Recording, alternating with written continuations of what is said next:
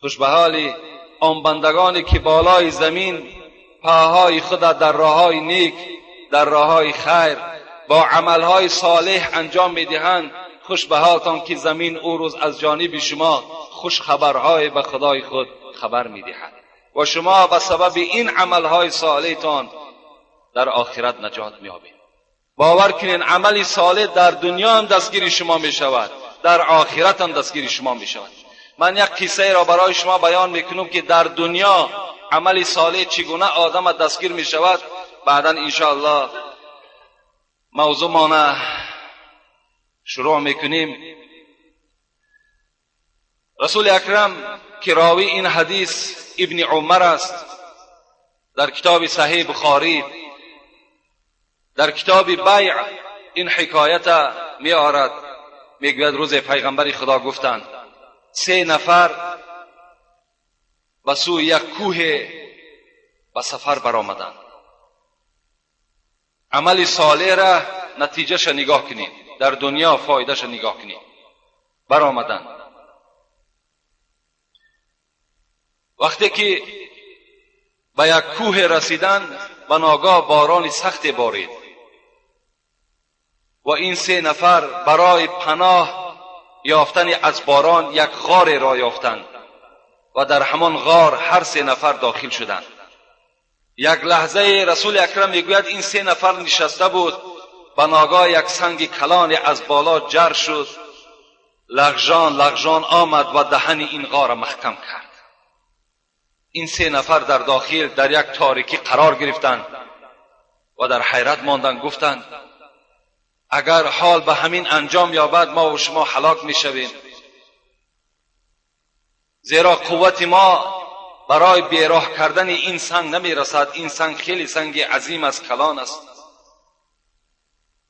و گفتند بیایید نزد خدای خود عملهای صالحی که در دنیا کردیم از برای خدا پیشنهاد میکنیم، شاید که برای عملهای صالح را انجام دادن ما و شما خداوند این سنگ را از بالای ما دور کند.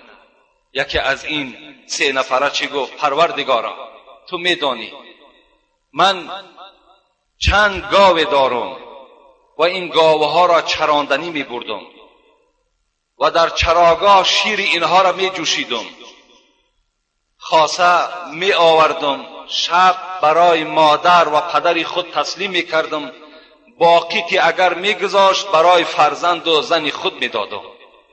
همین من فقط از برای خدای تو کردم.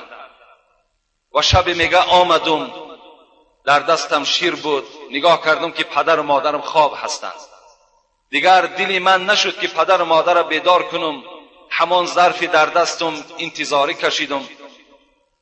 فرزندهایم، زنم گریه میکردند، گرسنه بودند، لیکن من که احترام پدر و مادر خودم میدانستم، تا به پدر و مادر خود نمیدادم، بر زن و فرزند تسلیم نمیکردم. تا روز ایستادم، وقتی بامداد شد پدر و مادرم بیدار شدند، این شیر را به آنها تسلیم کردم، باقی او را بعد به فرزندهام عطا کردم. خدایا این حادثه را تو از من دیدی، من این خاطر شما و ترس شما کردم. خدایا به حرمت این عمل صالح کمی این سنگ را از بالای ما دور کن تا که این آسمان سفید را ما بینیم. خداوند میگد این عمل که خالص از برای خدا بود، کمی این سنگ میگد بیراه شد، کمی روشنی در داخل غار پیدا شد. دویم نفر این میگد دست برداشت. خدایا گفت تو میدانی من یک دختر عمکی داشتم، بسیار به این دختر عمکیم علاقه زیچ داشتم، بسیار رفت آمد داشتم و حرکت من این بود که با این دختر عمکی خود یک جایه شم، زنا کنم. او روز یک برادر سوال کردند در شبهای تراویح که من سخن شما را گرفتم، با دختر عمکی و تقی خودم سلام نکردم، امروز اونا از من ملال شدند. میلش ملال شوند، خدا از تو ملال نشود، پیغمبر از تو ملال نشود، شریعت از تو ملال نشود. این حکایه، این حدیث پیغمبر خداست. این جوان اراده زنا داشت با دختر عمکی خودش،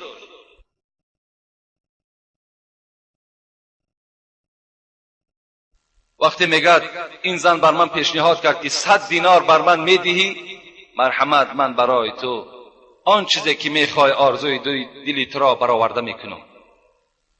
با یک حال زاری میگه 100 دینار را پیدا کردم در دستش دادم. وقتی این دختر عمکی من میگه به پشت غلطانیدم، در بین پایهای او داخل شدم، به ناگاه این دختر عمکو میگه گشته گفت از خدا بترس، زیرا حال زناکار در قیامت خیلی شدید و خیلی سخت است. از خدای خود بترس، من دختر هستم، اگر میخوای بکارت مرا دور کنی به طریق حلال دور کن، بیا نکاح میکنیم بعداً مرحمت. وقتی میگه این سخن من شنیدم از این دختر عمکم که از خدا بترس، خدایا من از تو ترسیدم و در حالتی که در نزدیکترین وقت این کار انجام میدادم از جای خود خیستم و آن شلوار خدا پوشیدم و به خاطر تو از ترس تو از بالای این دختر عمک خود بیراه شدم. خدایا اگر این عمل به تو پسند آمده باشد، این سنگ را از بالای ما دور انداز. خداوند که میدانست که این عمل صالح بنده صالح بود، از برای خدا بود، کمی میگه با سنگ بیراه شد.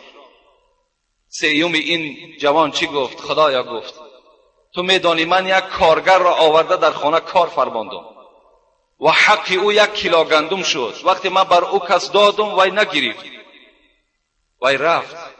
این کیلوی گندم او را من در زمین پرتافتم. آهسته آهسته از این 1 کیلو من به چندین گاو و به چندین گوسفندها رسیدم، حتی چوپانها خریدم.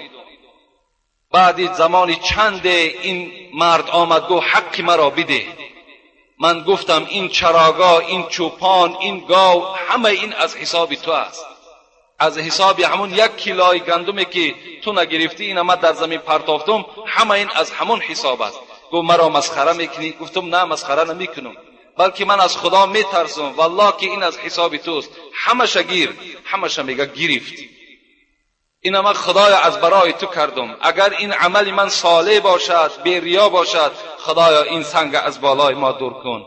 در زمان میگه سنگ از بالای همون غار بالکلی میگه دور شد که ما همگی از اون درون غار با یک آسانی و بی زحمت بیرون شدیم.